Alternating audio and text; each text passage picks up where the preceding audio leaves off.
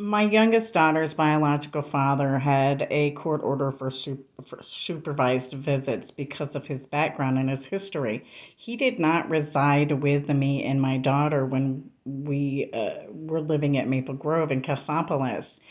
At the time of visitation, he decided that he was going to start verbally abusing me in front of my daughter. And this had happened on several occasions, and I asked him to stop.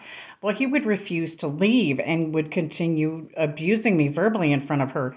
So I called his therapist, as I was supposed to do, in order to have visitation stopped and have him permanently kept from coming to my home. Rather than do this, they decided to remove my daughter instead. Now, my daughter was in a stable, happy home, and me and her didn't have any issues at all. We also had people to supervise me in case I had any medical issues.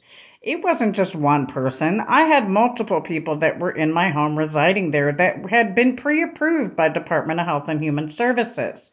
Rather than do like they were supposed to and change the place of visitation, they decided to wrongfully remove my daughter, causing more trauma, anger, and hate in an already very sensitive situation, rather than do what was simply best and change his visitation place.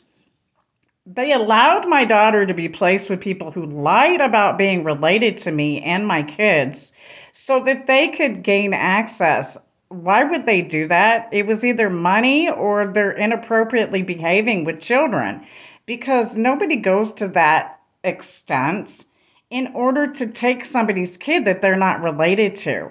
So we have all these red flags popping off, and me as a good parent did what I was supposed to and went off, because you're supposed to do that when people are lying and your kid is having her father abuse her mother in front of her. I did the right thing and I was punished for it. This is very sad, especially considering that at that exact time, the guy who was in charge of the marijuana regulation board was taking bribes, and they used that as one of the excuses to wrongfully remove my child when there was not, we didn't even qualify for her to even be removed. There was no abuse or neglect. And concern on the part of DHS does not qualify to have a kid removed, especially when they're going by emotions rather than facts. So let's get the facts straight before people start running their mouth, because I've never been accused of abuse, neglect, alcoholism, or drugs ever. So, those of you who are sitting here thinking, oh, it must be something else. No, it wasn't. My daughter was used as a weapon to hurt me and my family because I didn't do exactly what these little narcissistic people wanted me to do. That's called abuse, and it's also abuse of authority. When are we going to deal with the truth in that? Because that's the real problem that is going on within our system. With God's love. God bless America. Have a blessed day. And back the badge. And oh, I will never give up on telling the truth as to what happened with my kids, because it's a shame that we have a huge problem in the system with people who are targeting people who are true victims like me and my kids rather than helping us.